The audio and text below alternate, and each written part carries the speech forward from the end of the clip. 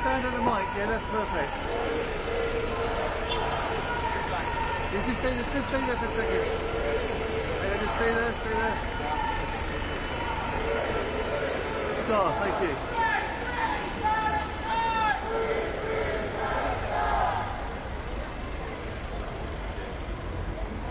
It's too high for it, isn't it? What? It's too high, I know. But the placement on the lectern. Hey, excuse me. That's going to be way too high.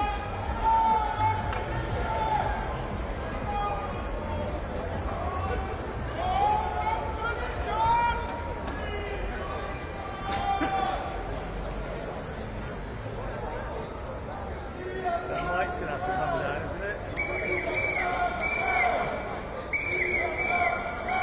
I think that mic's too high for it, isn't it? Way too high. Not for me.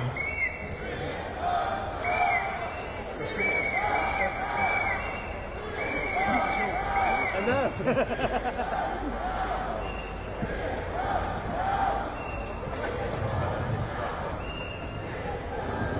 Good morning. Thanks very much to everybody who's turned out today to support Julian Assange in what is the most important freedom of press case in the 21st century. We'll be starting a rally here in 5 minutes.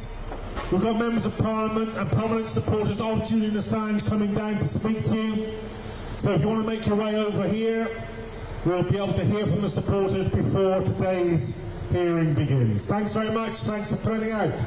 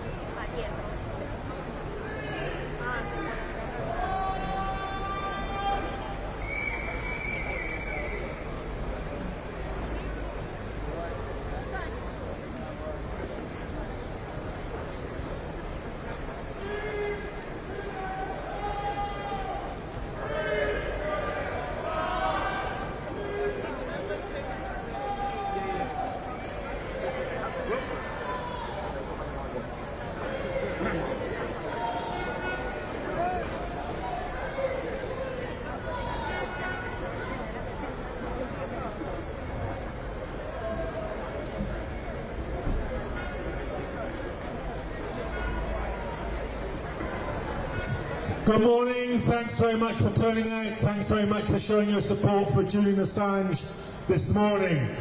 My name's John Rees. I'll be emceeing the stage today.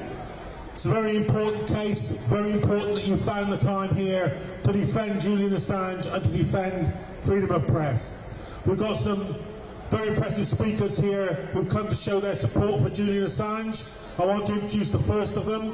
He's the Labour MP for Hayes and Harlington. He's worked tirelessly to support Julian Assange. He's begun a demand for an inquiry into the way in which the CPS destroyed its entire stock of emails in the Swedish case. He's done unprecedented parliamentary work. Please give a warm welcome for John MacDonald.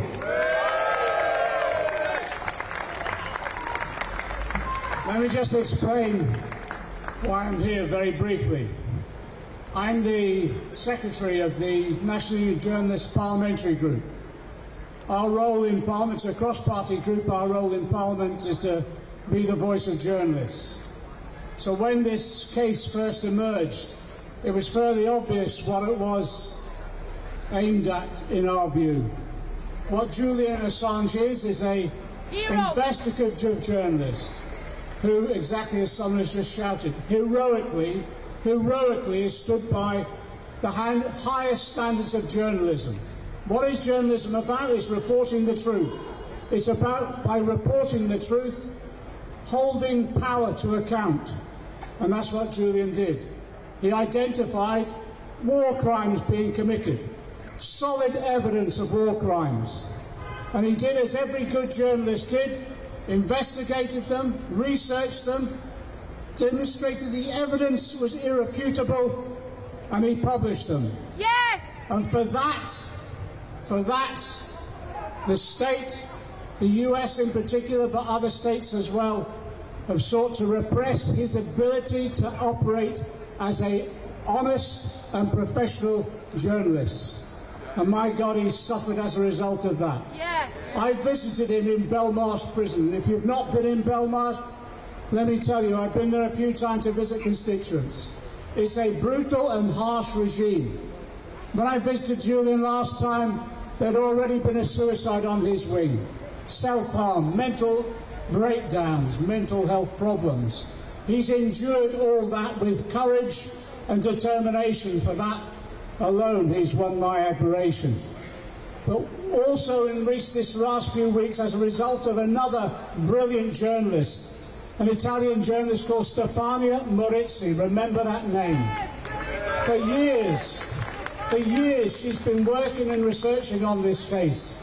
And she was putting freedom of information questions to the Crown Prosecution Service. And then first of all discovered evidence of the Crown Prosecution Service interfering in the Swedish case in order to secure Julian's extradition to Sweden, and then clearly on to America. It was deliberate interference. But then after that, when the first evidence was found, and she approached me because she was having problems getting those responses to the freedom of information questions, I put down on her behalf those questions again. And then we discovered, having found the first evidence of interference, then we discovered the Crown Prosecution Service has deleted the emails of the solicitor who was dealing with the case. And then couldn't even give us the rationale for that or the rules by which emails are deleted in these cases. So what we've done now, on a cross-party basis again, myself, Jeremy Corbyn, David Davis, former Conservative Minister, Caroline Lucas from the Green Party, we've submitted a request to the Justice Select Committee in the House of Commons to launch a short, sharp investigation into the role of the Crown Prosecution Service in this case. Because already, as we've seen, Stefania's evidence demonstrates interference in this case, and I think that interference clearly with the motive of the extradition of Julian to the US. Now let me say this, I believe, like you, if Julian is extradited, I believe his life is at risk. I do not believe he will be safe, and I do not believe, actually I don't believe that any of the assurances that we've been given so far. So I'm hoping today the court will decide the assurances are not good enough.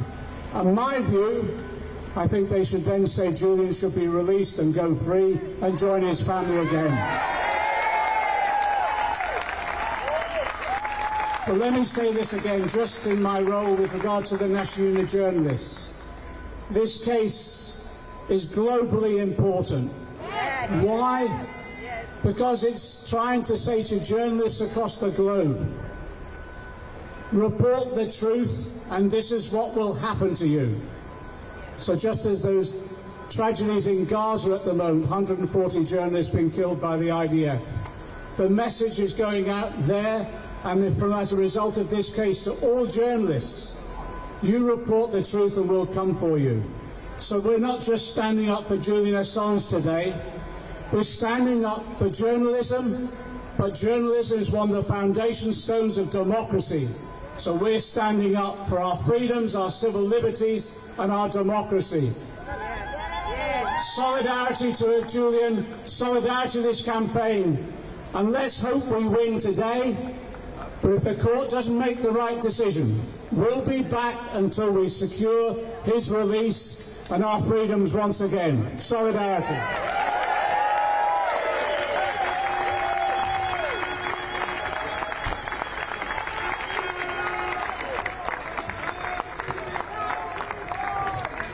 So keep your eyes open on that case that John McDonald and Stefania Meruzzi are pursuing to get an inquiry into the CPS, because the CPS destroying those emails means that we have an organisation in charge of the justice system which is either too incompetent to do its job or too malevolent to do its job properly. So watch out for that.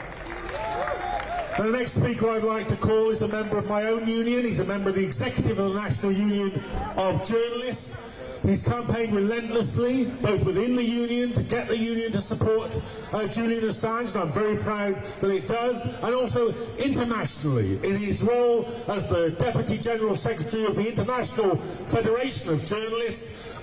He's here today, Tim Dawson, and it's very important that we have this union support, because when the American government and others say that Julian Assange is not a journalist, it's very important that the entire global community of journalists in trade unions say, yes, he is.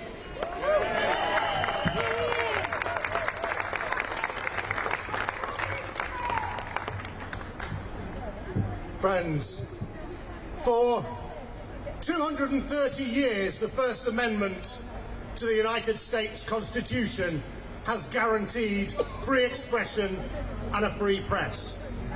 It safeguarded the New York Times, the Washington Post, and countless other publications in the United States. And you might imagine that it would also offer protection to Julian Assange. But sadly, not everybody in the United States thinks that. Mike Pompeo, when he was director of the CIA, since then Secretary of State, said that the First Amendment wouldn't apply to Julian Assange because he is not an American citizen. What a despicable point of view from a country that claims to lead the free world. Yes. Quite rightly, Judges Sharp and Johnson, when they last met, said that this was a question that needed to be decisively answered. They needed to know from the United States government, yes or no, would the First Amendment protect free expression in the case of Julian Assange? So they sought an assurance. Unfortunately, the assurance that has come back is anything other than clear. Where they might have offered a straightforward yes or no, they said Julian Assange may apply for protection and it will then be at the discretion of the court. So what Judges Johnson and Sharp have to determine is whether that is a promise that we can trust. And not only must they examine the words of that promise, which I would say are dangerously equivocal, they must also consider who it is that has made that assurance. It's the administration that we know conspired to steal nappies to try and establish the paternity of a child.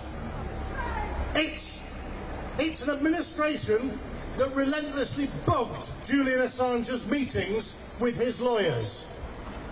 It's an administration that deployed countless officer hours within the CIA plotting to murder Julian Assange on the streets of London. A plan they only abandoned late in the day when the MI6 said, actually, we're not so keen on political assassinations in our own capital city.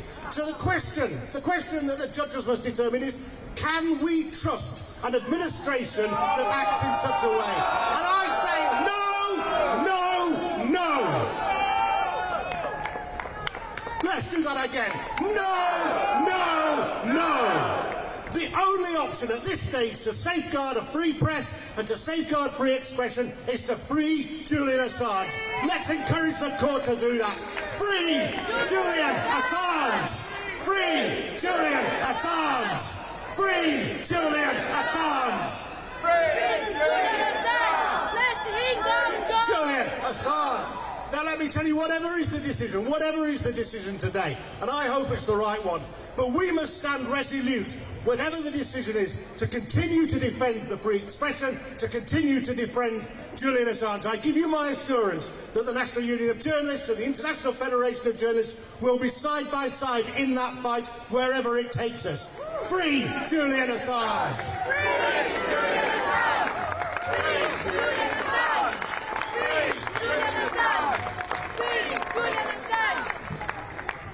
Thanks very much, Tim Dawson, and thanks very much to the International Federation of Journalists for their support in this case. Now, our next guest this morning is somebody who I meet regularly, and I meet her regularly because she is there when anybody who is oppressed or downtrodden, when anybody who needs help fighting the system is engaged in a struggle.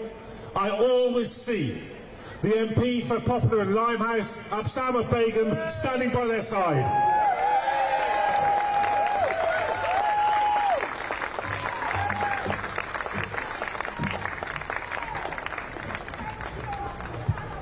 As others have made very clear this morning, this case has profound consequences for press freedom and democracy around the world. Public accountability and democracy cannot be limited only to those who are in power and what they dictate. We must be absolutely clear. Julian Assange is where he is today because of his whistleblowing activities about illegal wars, about mass murder, about the murder of civilians, and about corruption on a grand scale.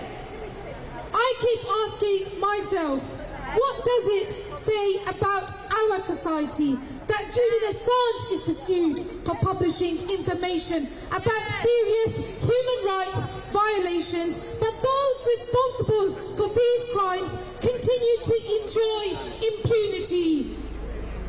In 2003, I was 13 and I marched against the Iraq War. I know how that war caused devastation and destruction in that region, but the consequences of that war were felt in East London, where I was brought up, and the consequences are felt to this day. Where is the justice? Human rights are also at the core of what is at stake. As has been mentioned, I have no confidence that if Julian is extradited, that his life will not be at risk. The evidence is very clear that if he is extradited, he could be at risk of treatment amounting to torture and other forms of ill treatment, punishment including the death penalty. That's why I think people all over the world understand the seriousness of this case. I really think that we cannot say that we stand for press freedom if freedom only exists if it does not challenge or go beyond what certain powers want. And human rights are not inalienable if they are partially applied at the whims of the most powerful. And we must remember that whatever happens today. Press freedom and human rights are exactly about protecting people against the tyrannies of power. And it's that freedom and that right that we must continue to defend today and going forward. Free, free! Free, free! Solidarity.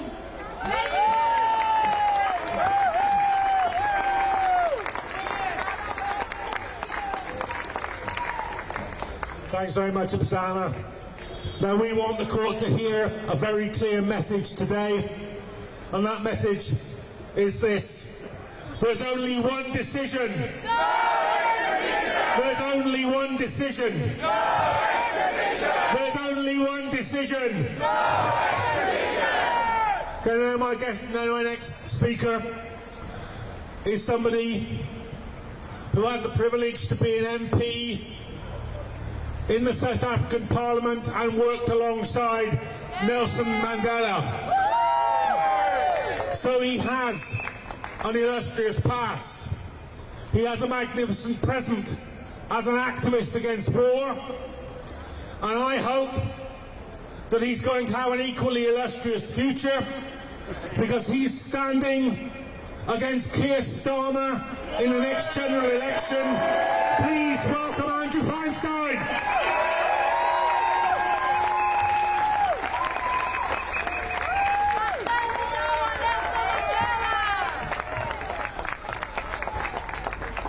Thank you very much, and thank you for all being here. For the past 23 years, I've investigated, researched and written about the global arms trade. And all of that work was dependent on whistleblowers and sources. When Julian Assange created WikiLeaks and revealed overwhelming evidence of war crimes committed by the United States and other Western governments, he changed the game. And that's why he's in the situation that he is in. Because the information that he has put into the public domain threatens the imperialism, the warmongering, and the brutality of our own governments. But in addition to that, it's important to understand that what Julian has done has threatened the very basis of our politics, which is secrecy and corruption.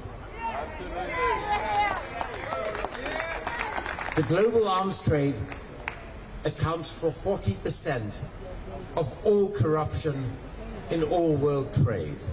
And much of that corruption doesn't only go to the key political players in Saudi Arabia or Israel or other countries around the world. Some of that corruption returns into our political system. And it funds our two major parties, and it funds our politicians like Tony Blair, who have made themselves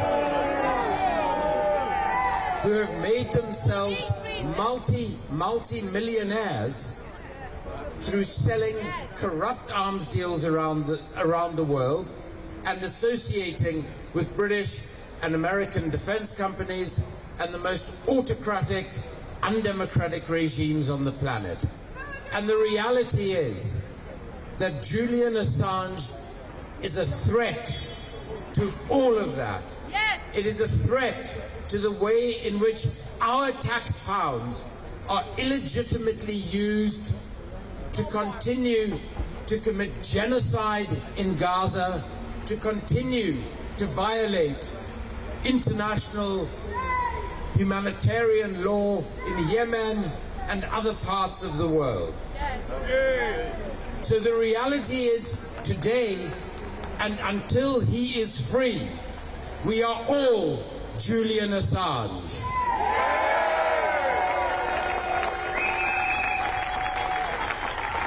And if they continue to silence Julian, we will be his voice. So we say to those judges today, we say to the governments of Britain and the United States of America, free the truth, free Julian Assange.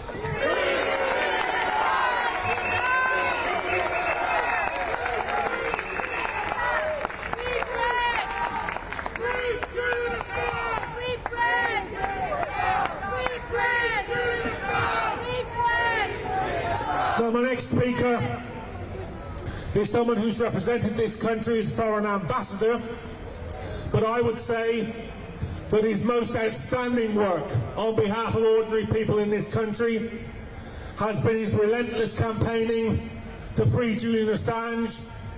His writing and reporting on the court hearings have been second to none. Please give a warm welcome to someone who has not stinted in his support for Julian Assange. Welcome, Craig Murray.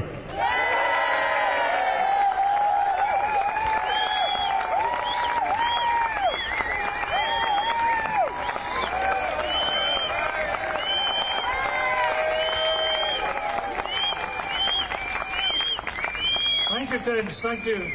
Thank you so much.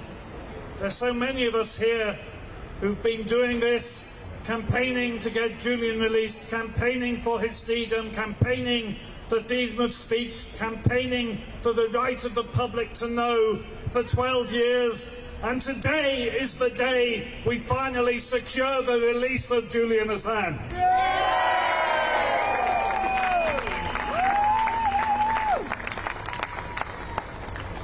In the last judgment, the court asked for two assurances from the United States government. They asked for an assurance on the death penalty, which they received. They asked for an assurance that he would not be debarred from seeking the protection of the First Amendment on the grounds of his nationality. Now, the court did not ask for an assurance that the First Amendment argument would prevail over the so-called national security argument. Although when your national security apparently relies on concealing war crimes, you have to ask what national security really means at all. But they did not ask for an assurance that the First Amendment argument would prevail over all other arguments. They did ask specifically for an assurance that the First Amendment would not be debarred on the grounds of nationality. And that assurance has not been given. What they have said is he can seek to argue for First Amendment protection. Now, when the court has asked specifically for an assurance, and when the court has blatantly not been given that assurance, if the court still allows the extradition to go ahead, that is an end to any pretense of the rule of law in this country.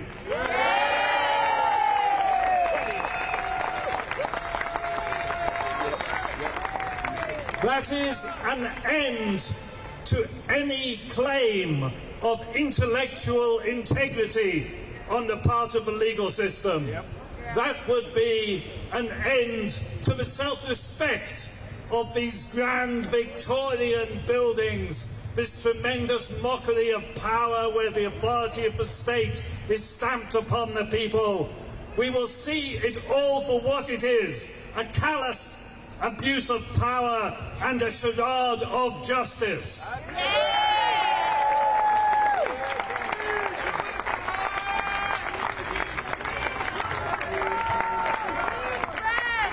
But let me tell you this,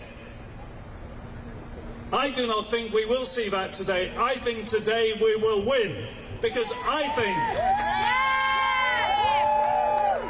for the court to grant extradition when the assurance they have insisted upon has not been given would be such a mockery, would be such a disgrace, would be such a humiliation. It is a step too far even for this institution. I think today is a day we see Julian free at last. Thank you.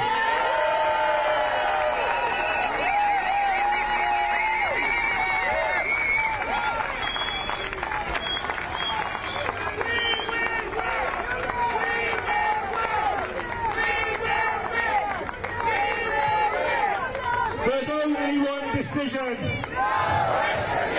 There's only one decision. There's only one decision. Well, it's my very great pleasure now to introduce the penultimate speaker this morning. You know that when you are sharing a cause with this man, that you're in the right place at the right time, doing the right thing. Please give a very warm welcome to the current, and I very much hope future, MP for Islington North, Jeremy Corbyn.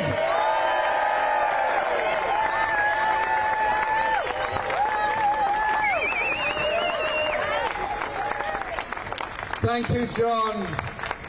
And first, a big thank you to everyone that's come down here this morning to show their support for Julian Assange on this absolutely crucial day in this horrendous legal battle and nightmare that's now gone on for 10 years where Julian is concerned.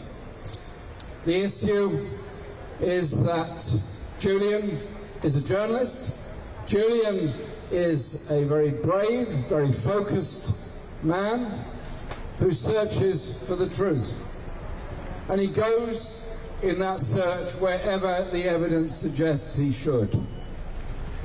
And in that search for truth, he exposed in devastating clarity exactly what the United States was doing in Afghanistan, in Iraq, and many other places around the world where not just the USA, but other governments and huge corporations were making money, destroying people's lives, illegally selling arms, dealing with corruption by bribing people, and he exposed all of that. He was then threatened with a legal action from the United States under the Espionage Act and has fought that case ever since.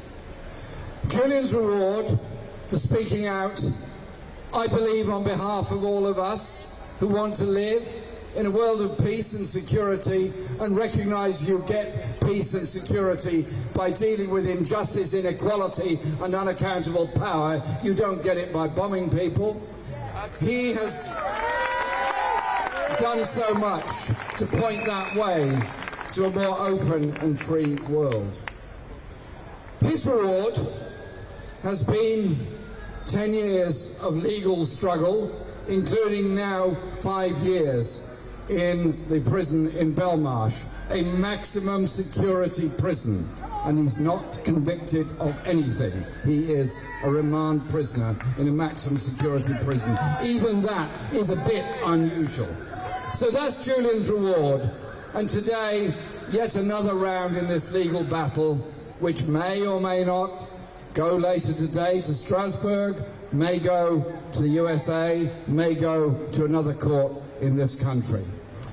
Julian's reward is the eternal punishment of legal threats against him and his very existence, because we all know what would happen if he went to the USA. It would be a life sentence. However, those people that ordered the bombings in Afghanistan, that took us into that war, that ordered the bombing in Abu Ghraib, that ordered the destruction of so much civilian life, and those corporate criminals that have destroyed so much of the lives of the poorest people in the poorest parts of the world. Their rewards are honours, their rewards are money, their rewards are positions, their rewards are their virtues being extolled in the world's media. Well, I know which side I'm on, you know which side you're on, and that is the cause of Julian Assange.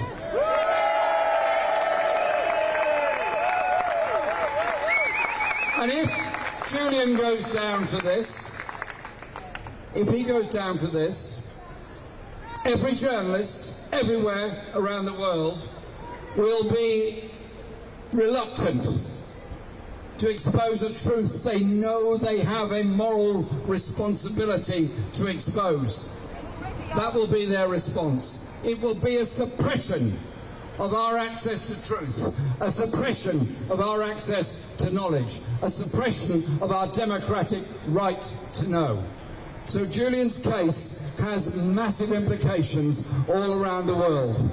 And so I want to pay a huge tribute to all those that have campaigned fearlessly and steadfastly for Julian over these years. Craig, who just spoke now, John, who introduced me, and all others involved in the campaign, particularly Stella and the family, for the way that they have endured, and their moral leadership in this huge issue. They deserve our love, our affection, our solidarity, and our support. And so the court will convene this morning. I do not know what the result of that's going to be any more than anybody else in this street does today. But I do know that whatever the next event is, we will be there, we will not give up, we will not walk away, we will always be standing alongside Julian Assange. And the final thing I'd say is this, to any journalists around the world who think they can ignore this story, it's all to do with espionage and criminals and crooks and so on, think again. And to our friends in the United States, we need your voice. Those of you occupying the campuses, well done. Those of you that are campaigning for a ceasefire in Gaza, well done. Also, turn your minds in support of somebody that has exposed war crimes and war criminals around the world, and show solidarity with Julian Assange as well. Thank you very much.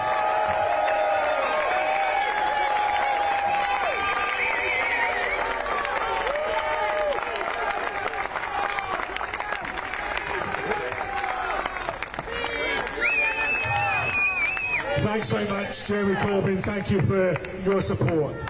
I've got one final person to come up and address you before today's proceedings begin. And I want you to give him an especially warm welcome, because it's hard enough to campaign against the state machine of the most powerful state in the world and of its ally in this country. It's hard to do that in a case that's stretched over years. But it must be more difficult still if it's your brother who is in prison. But Gabriel Shipton has campaigned relentlessly and effectively in this country, in the United States and in Australia with spectacular results. So I want you to do something a bit special here. I want you to think about the words of the union organiser in the United States, Big Bill Haywood. And he always used to say this, that a single finger can easily be broken by your opponents. But if you bind your fingers together into a fist, they can never break a fist. So raise your fist and give a welcome to Gabriel Shipton.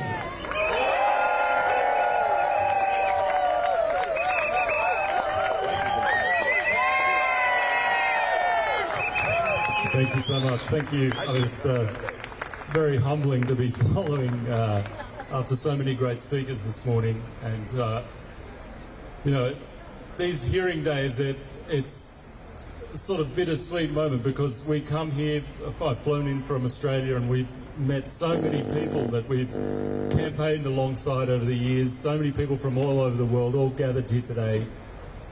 Old friends, new friends, family. I just want to thank everybody who's come today and has come to every single hearing, and this really means so much to us, to my family. It means so much to Julian that you're out here campaigning to save him, campaigning to free him. So thank you so very much.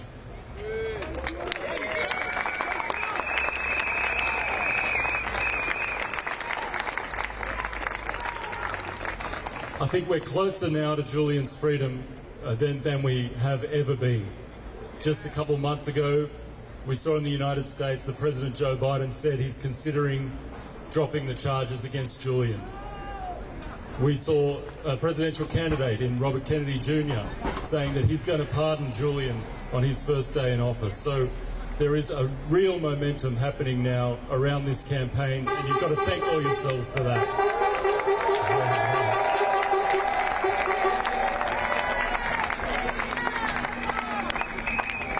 But what we need today is we need these judges inside this court to see through this bait and switch assurance that the US has given. They will say anything to get Julian onto their soil, and it's up to these British courts to stop them and to rule in Julian's favour today and to set him free.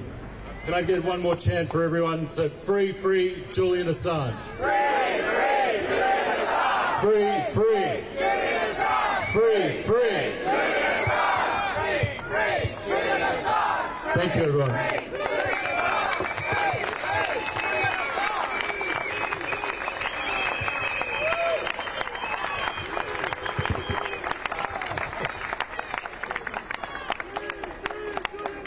Okay, thank you very much, Gabriel Shipton, and thank you to all of you who've turned out this morning to support Julian Assange and to demand that a free press is returned to the people who need it most, and that's the ordinary people of this country and the ordinary citizens of the globe. So thanks very much for being here. We'll be reporting back to you about what we know about what's happening in court at lunchtime, and at the end, obviously, there'll be statements from Stella Assange and from supporters about the result of today's hearing. But no matter how that goes, there will still be a fight to be fought, and we're looking to you to be at the heart of that fight. Thanks very much for coming.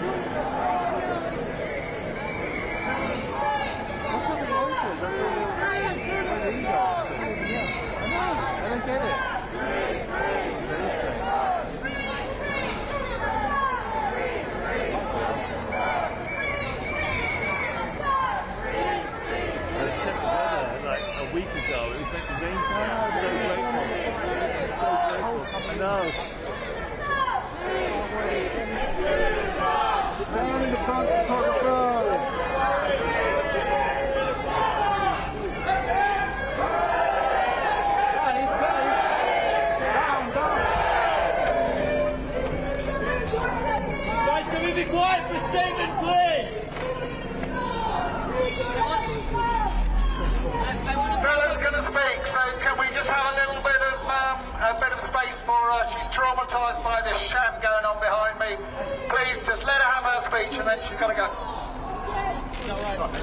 Thank you everyone for coming, and for the millions of people around the world who are supporting Julian and protesting.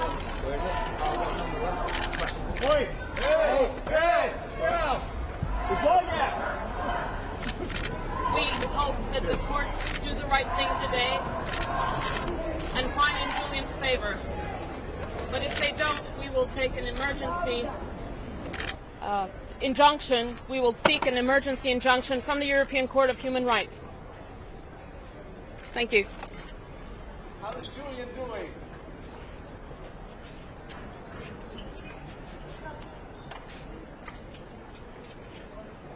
Give a round of applause for going. Thank you, Stella. Thank you, Kristen. Thank you, everyone.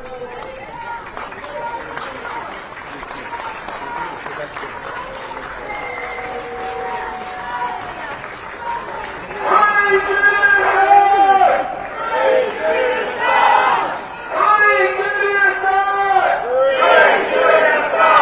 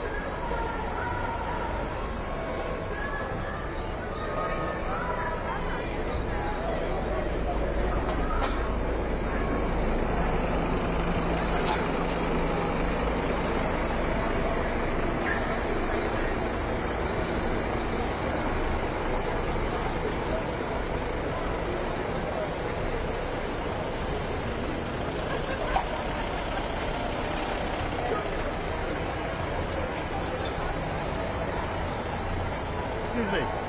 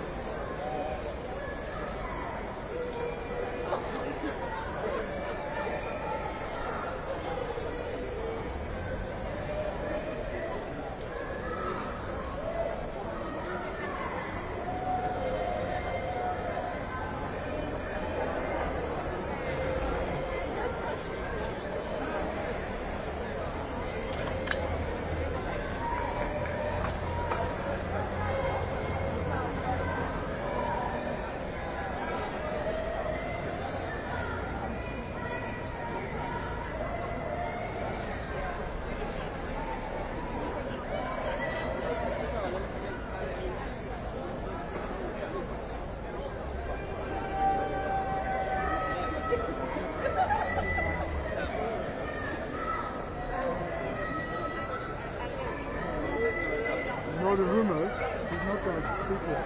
No, she's not. She's speaking there. Yeah. Yeah, well, we all thought she was coming here, but she's going to make 2 speeches.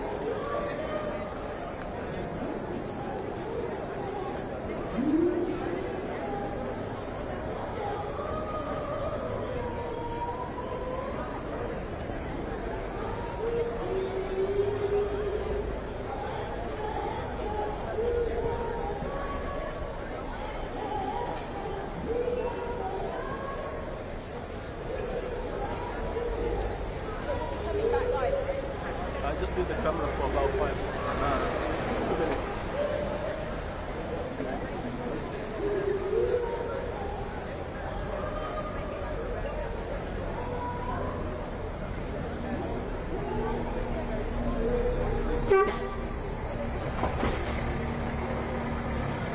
Whatever library that is. Library could break. I'm really sorry, I need to help you. Just, can you go further live on the box for like 2 minutes? No.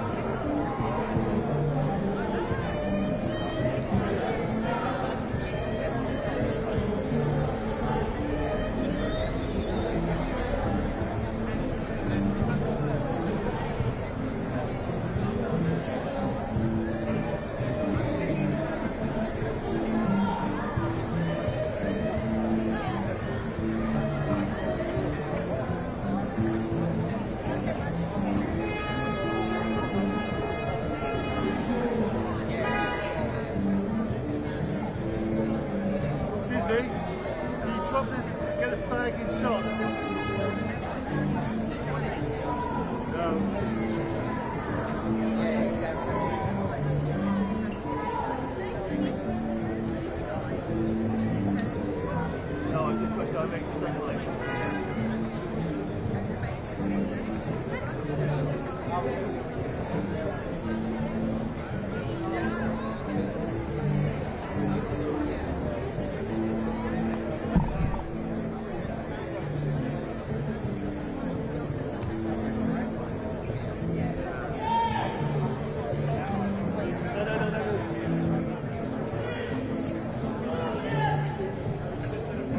It's light escaping.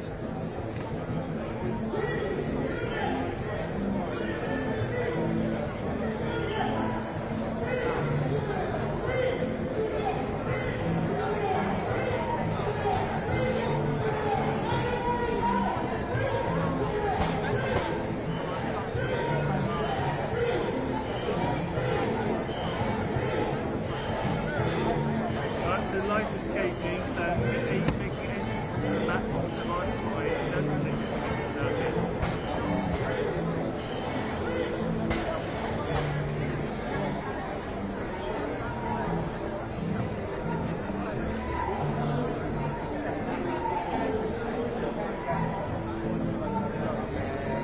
Yeah, you can, yeah, we've done that now, we've done that. No, they don't, that's why we're trying in July.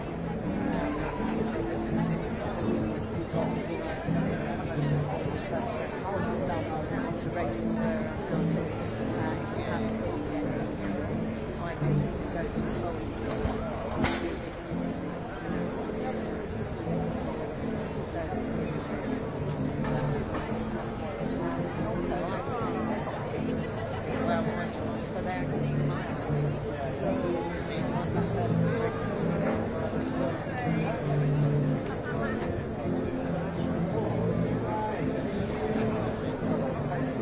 Sorry Nick, are you still on camera too? That's right.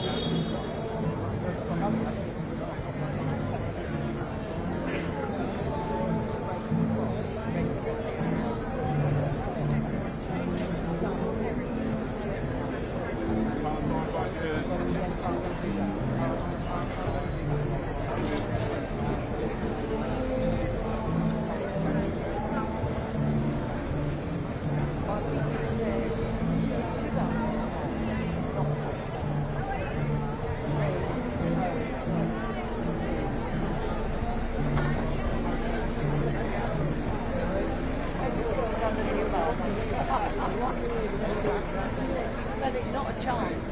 At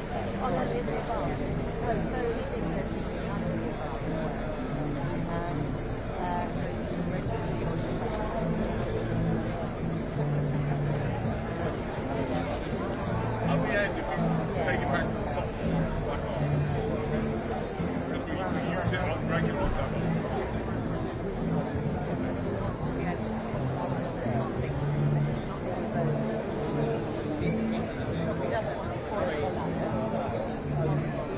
Yeah.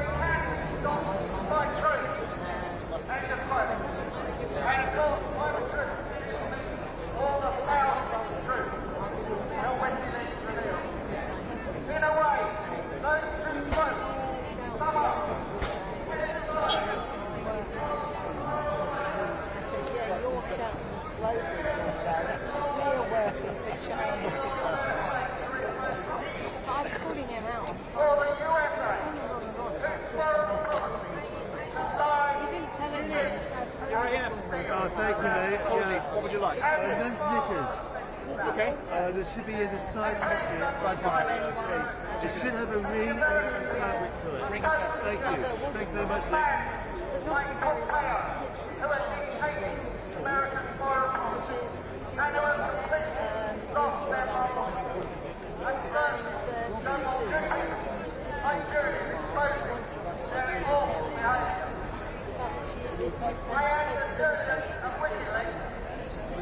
I'm not against the USA. I think most wrongdoing of many other countries around the world, and also corrupt corporations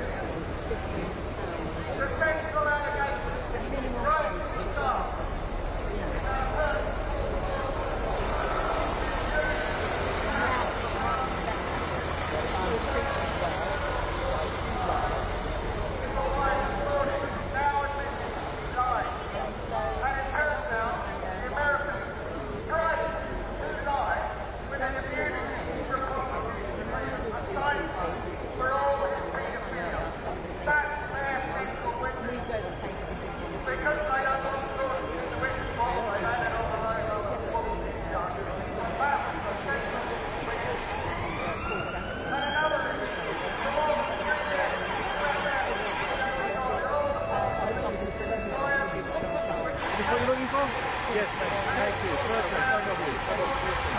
Okay, everything good? All good, yeah. No more than that. So that means it's keeping it at that level. It's not growing. So if you see that go lower, let me know.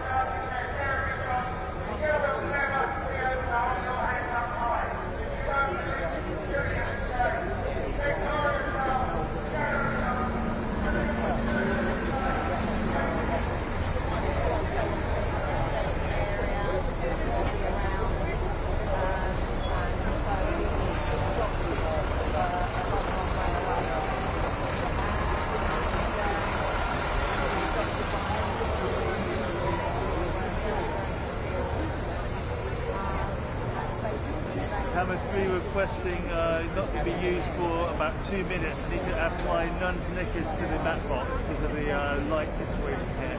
I've got a lot of light contamination.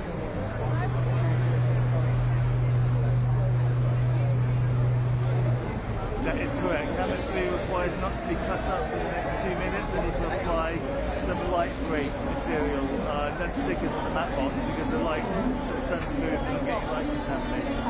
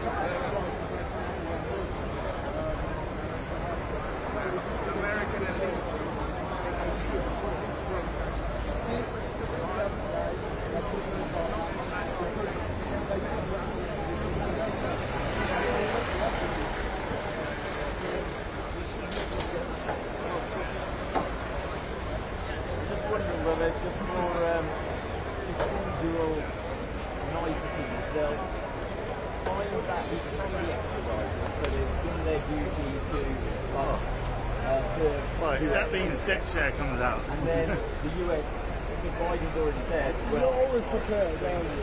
Sorry?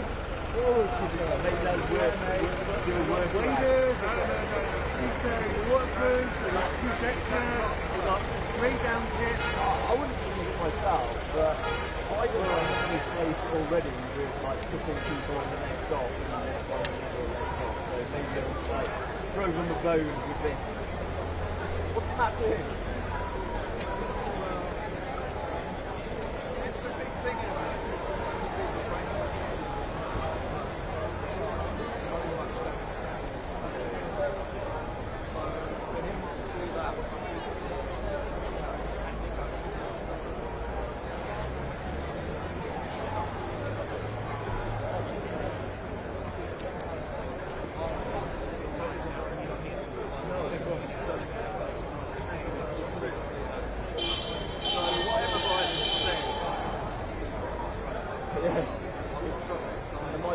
Guaranteed civility. Exactly, whatever he says. If he says anything inconvenient, then they'll say, oh, he was having a senior mood. He didn't really mean it.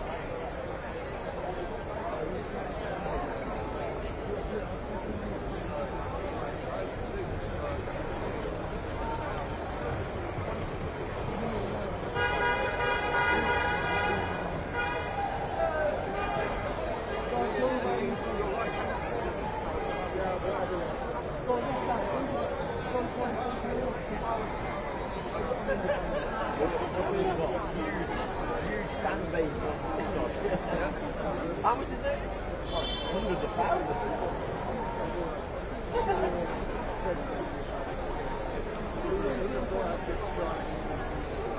I know, it's incredible.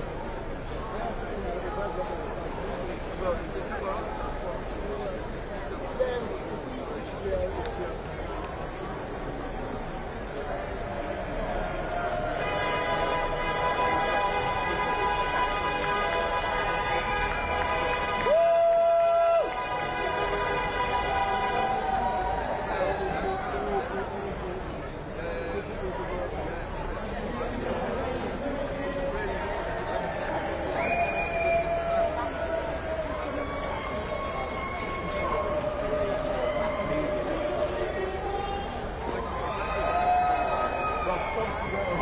Manufacturing consent, and they just show it in real time, don't they?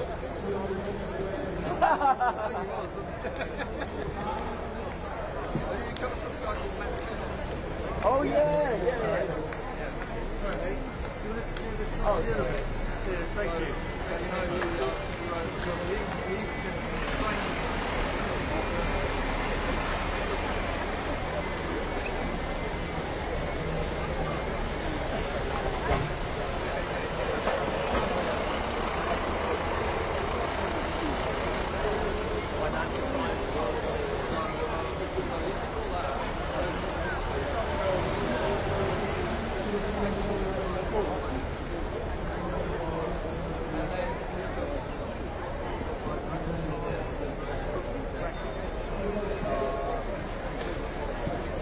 Damascene conversion, I realised.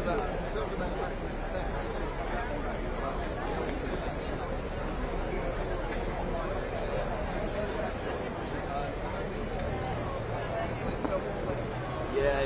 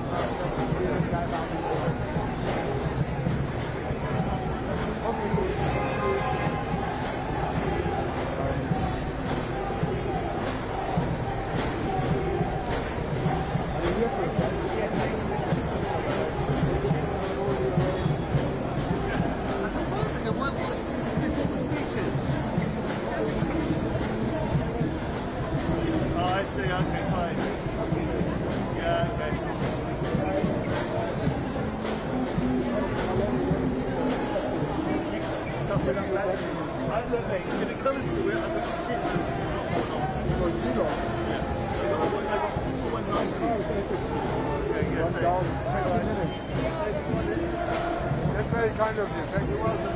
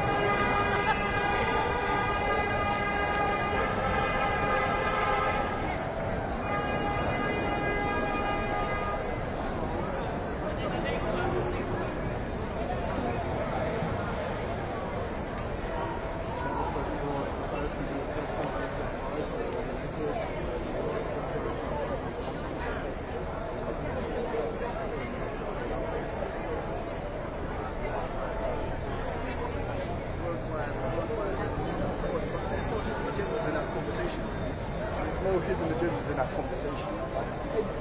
Why there should be more people being reported.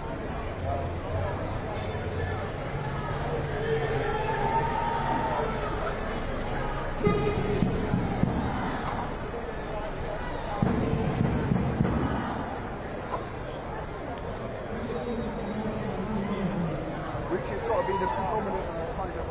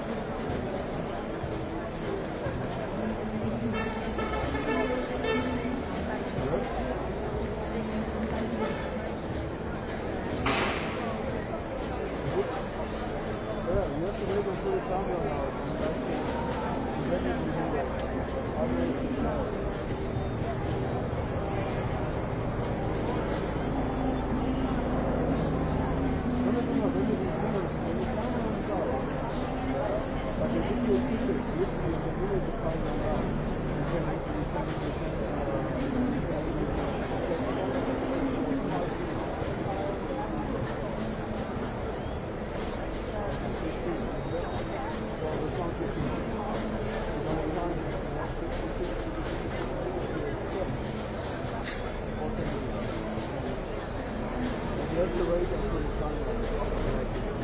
Are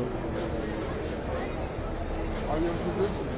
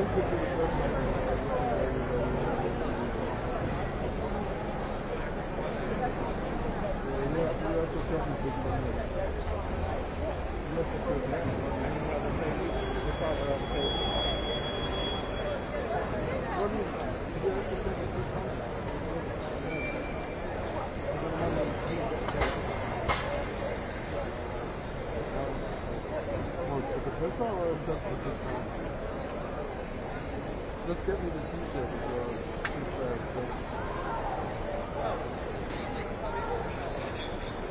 This one? Or this one? That is the weirdest thing. It is strange. I've not got I don't know if it's something like that. Same competition. Yeah.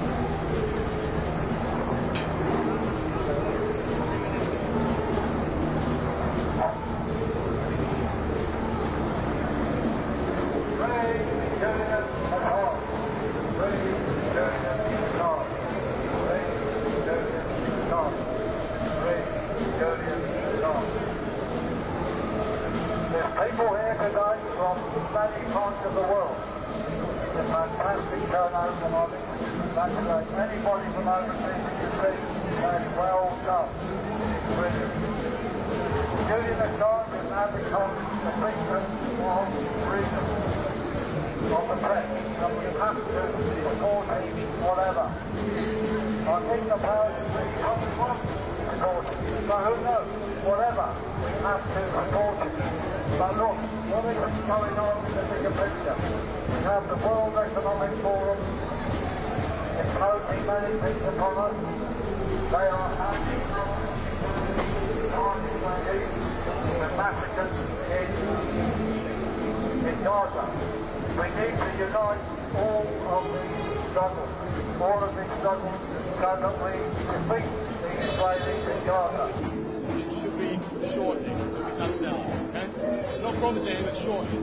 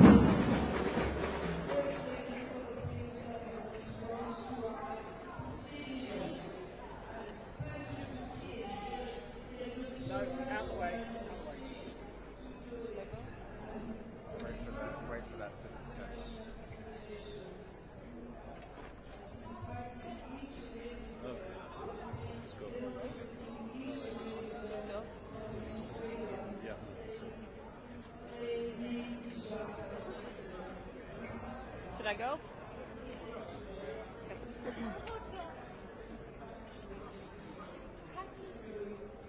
The judges reached the right decision. We spent a long time hearing the United States putting lipstick on a pig, but the judges did not buy it.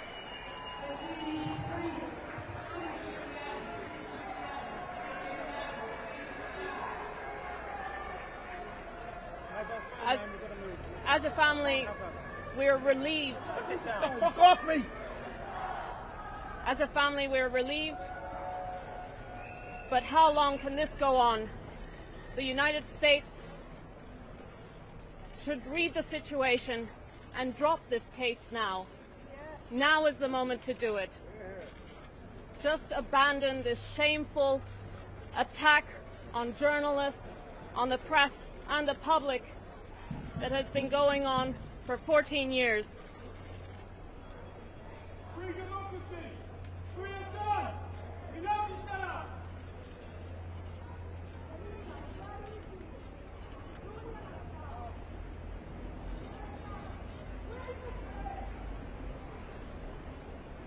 This case is shameful, and it is taking an enormous toll on Julian. He is under enormous pressure. He has been in Belmarsh prison for over 5 years. It's been 2 years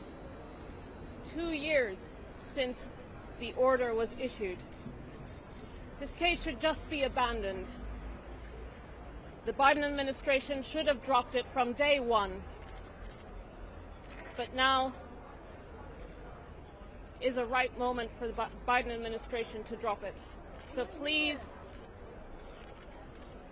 those in the United States who are in a power to make a decision, please just drop this case now. Don't let this go on any longer. Thank you.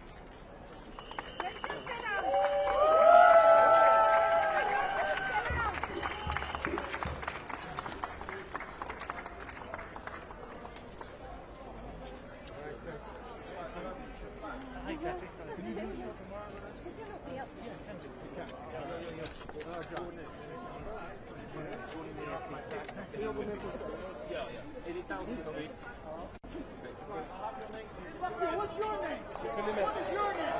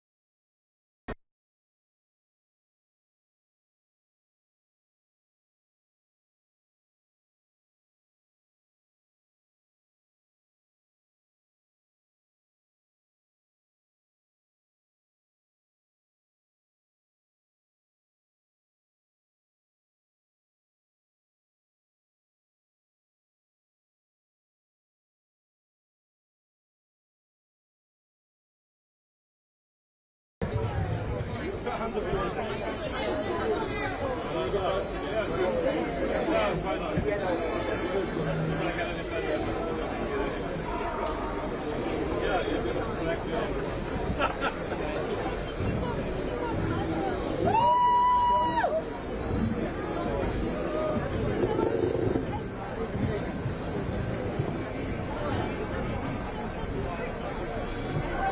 Okay, thank you once again for being here. There have been some hard days outside the courts during the course of this campaign, but this is a better day than we've had at any time since the magistrate first stopped the extradition.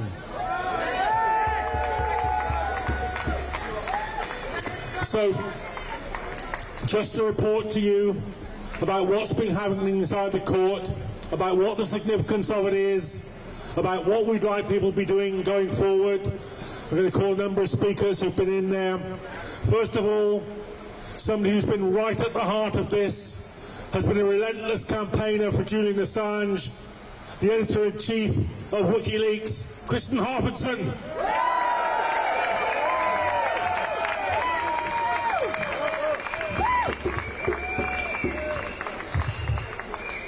Thank you so much for coming here today.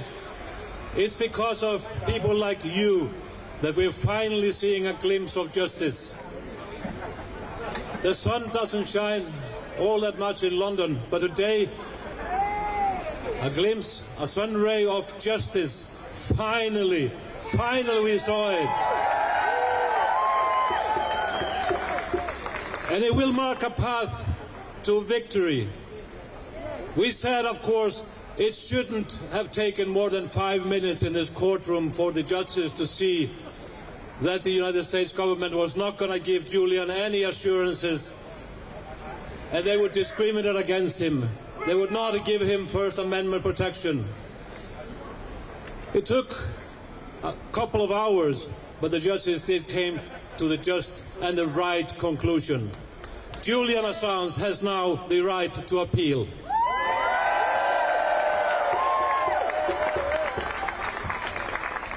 And that in itself should send the right message across the sea to the Biden administration.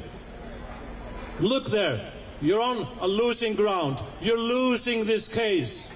If you want to save any form of face, drop the case against Julian Assange. Drop it right now. It is the only decision that can save face in the US, and of course it will save the future of journalism, which is put at risk in this case. So join me in the call across the sea. Let it be heard. You are losing. Drop the case.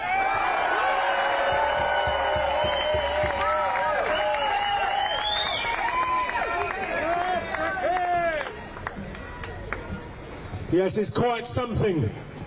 It's quite something when one of the highest courts in this country says to the American government, "We just don't believe you." Now I'd like to welcome to the stage Rebecca Vincent from Reporters Without Borders. She's been campaigning all the way through this. Her organisation has thrown their weight into campaigning for Julian Assange. She's been in court on every previous hearing and today. Please give Rebecca Vincent a very warm welcome.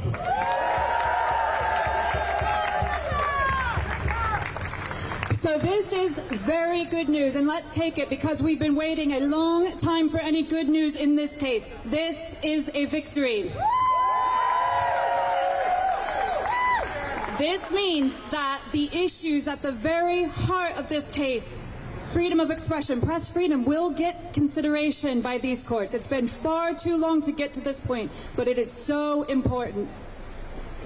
Of course, this remains a political case. We have this hope that the UK courts will prevent extradition, and that, after today, is still very much possible. But we hope, across the ocean, that there are some very uncomfortable people in Washington, D.C. looking at London today and thinking very hard about where to go next, because this does not have to play its way through the courts. We do not have to continue to do this month after month. President Biden could make his legacy to be the president who stops this now, who doesn't let it go any further. Julian Assange should not be in prison in the UK, in the US, anywhere for a single day more. We should mention that he wasn't well enough to come to court today. That is very worrying. So let's not lose sight of what's happening to him himself. So I hope that this crowd here today, that the attention that the world will pay to this really important decision this morning, that they'll also not lose sight of where Julian Assange is, which is in a high security UK prison where he's been for more than 5 years for publishing information in the public interest. That is unacceptable.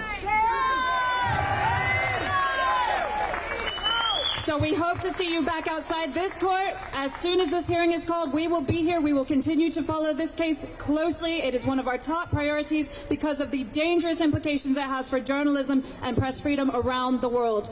We will keep up the campaign to free Assange.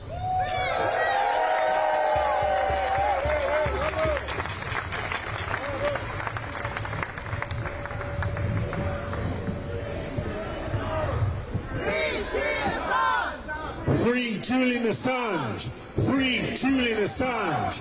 Free Julian Assange! Free Julian Assange! And somebody who's been working tirelessly to free Julian Assange. I've said this before, he's been a former ambassador for this country. But that work pales into insignificance in my view compared to the work he's done for the ordinary people of this country and to sustain press freedom in his reporting and his work for the Assange campaign. Please welcome Craig Murray.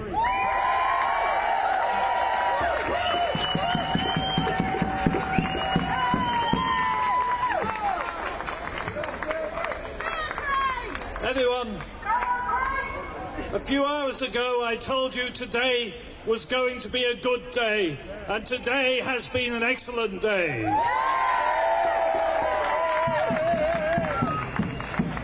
We haven't got Julian out just yet, but we are on the way to getting Julian out. We are on the way to victory in this battle.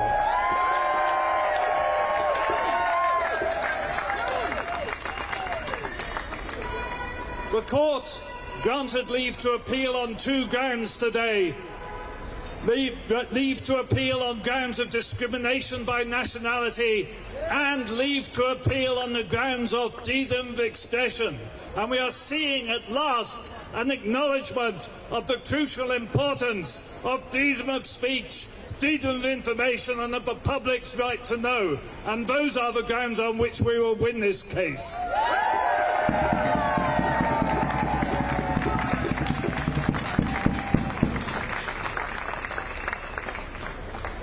It's been a hell of a struggle. It's been a long, long struggle.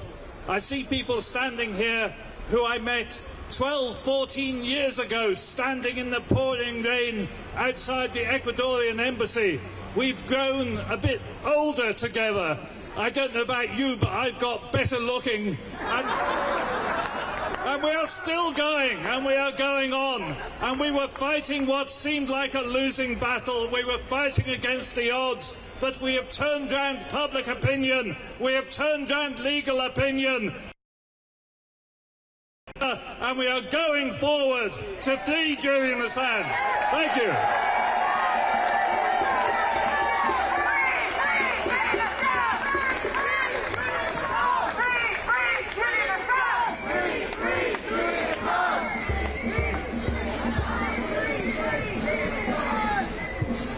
Craig's right. This has been a long, hard fight, and it's not over yet. But I know someone who's been in the first rank of that from the beginning, has been there at every major battle, has thrown himself right into the forefront of this fight on 3 continents. Please welcome Julian Assange's father, John Shipton.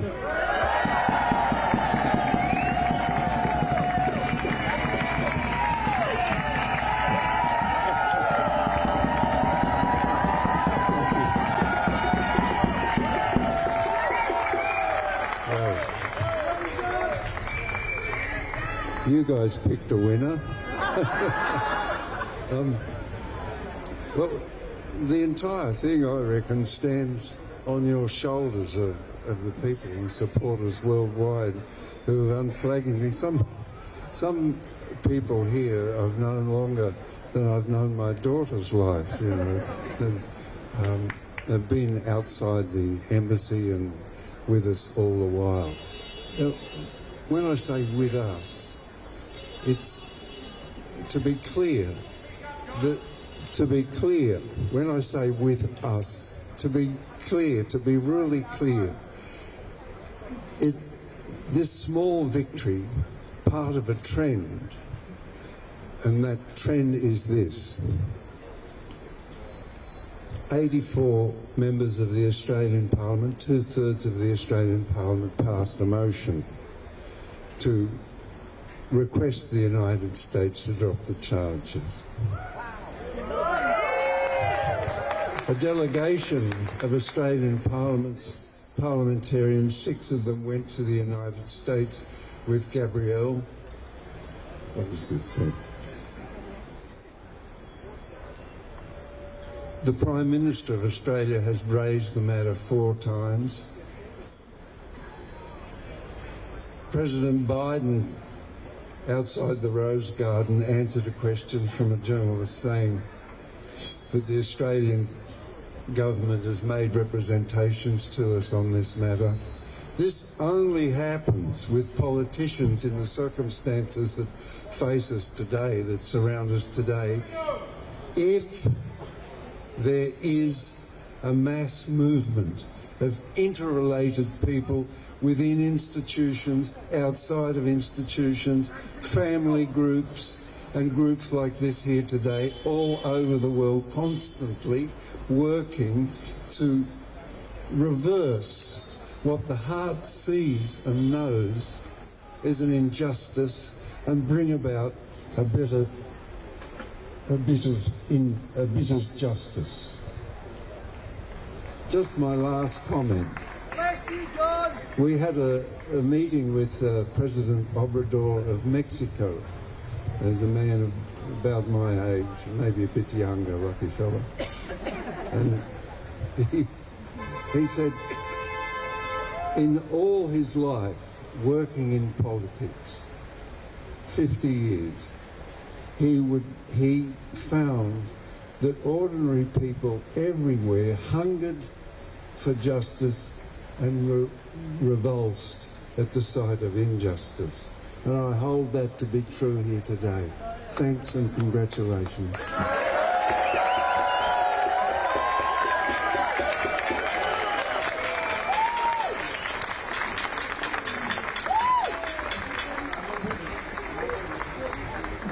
Thanks very much, John.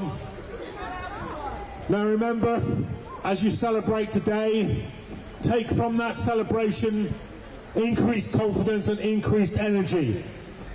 Because what this gives us above all is time. And time in a political case is a precious commodity. Because it gives us more time to organise and to mobilise and to make sure that we build on the victory today to ensure that Julian Assange walks free from prison and is never, ever extradited to the United States. The last speaker to talk to you today has done more than any other single individual in more difficult circumstances than any other single individual to make sure that the case of Julian Assange is won and that the freedom of the press is defended. Please welcome Stella Assange.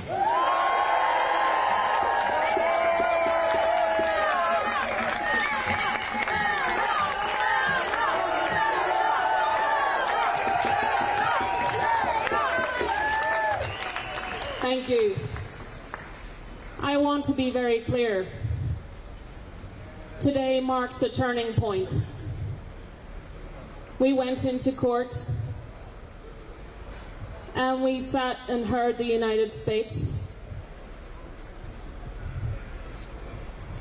fumbling through their arguments, trying to paint lipstick on a pig. Well, the judges were not convinced.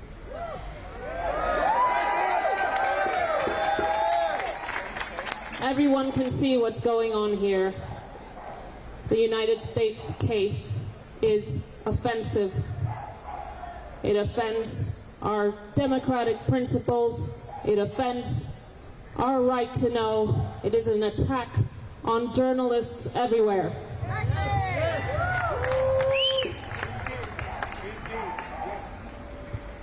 We are relieved as a family that the courts took the right decision today. But how long can this go on for? Our eldest son just turned 7. All their memories of their father are in the visiting hall of Belmarsh Prison.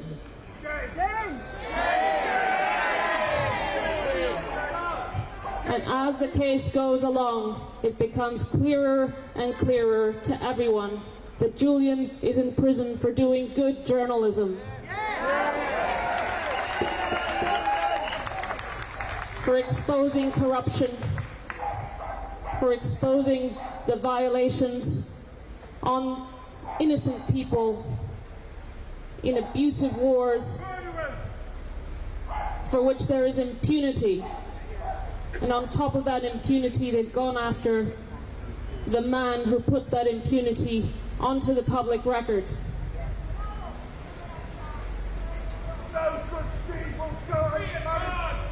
The Biden administration should distance itself from this shameful prosecution. It should have done so from day one. But it may be running out of time to do the right thing. Everyone can see what should be done here. Julian must be freed.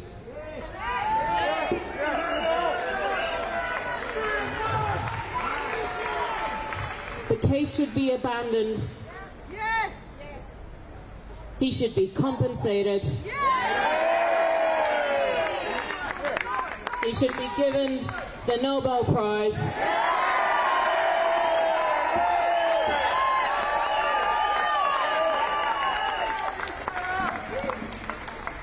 And he should walk freely with the sand beneath his feet.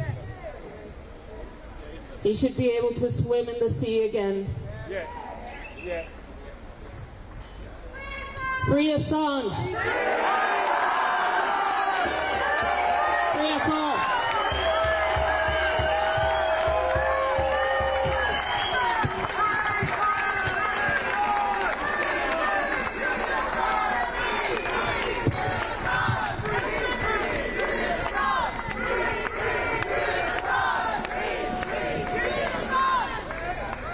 Okay, folks, I don't know what else I can say to you except see you in the pub. Craig Murray and I are definitely going for a drink. I hope you'll join us. But when you've had the drink and we've had today's celebration, do remember, we've won a battle, but we haven't won the war. And you must take from today's victory the confidence that even the biggest imperial power in the world can be defeated. It can be defeated if ordinary people like you stay mobilised. Remember what Big Bill Haywood, the union organiser from the United States, said: one finger can be broken by your opponents, but a fist can never be broken. Stay strong. Stay strong. Free Assange. Stand up for a free press.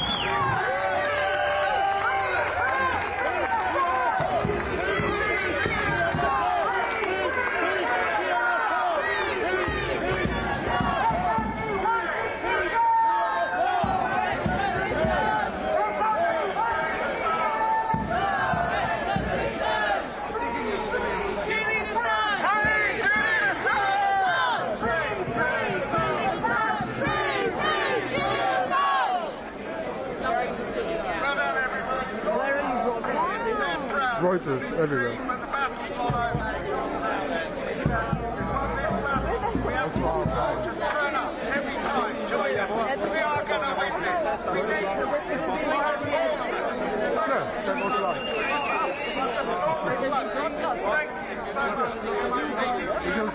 Thank you so much. You could, yeah. Ah, je vais laisser. Non, Non, non, mais j'ai fait les speeches. Okay. Donc, nickel. Nickel, vraiment. C'est la chose la plus importante. Et la conférence de presse. Ouais. Toi, t'as pas moyen de demander à quelqu'un.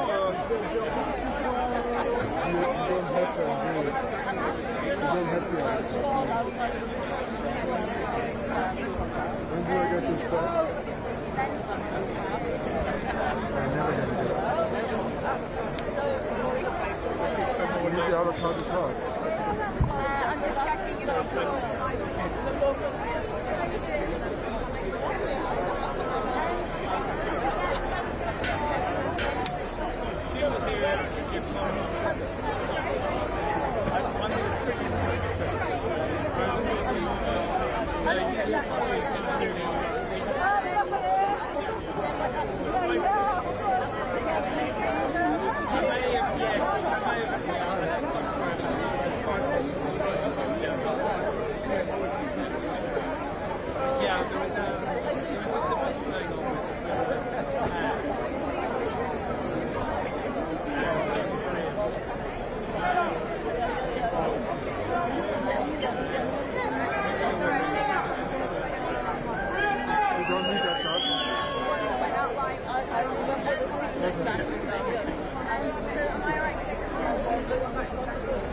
Are you in the office now? And you just, you know, the little cup. Yeah, that's the first thing I saw actually. You know the green folding cup? Yeah, the middle desk. This is not my desk. Opposite you. So yes, there's the mug. Put it in the mug.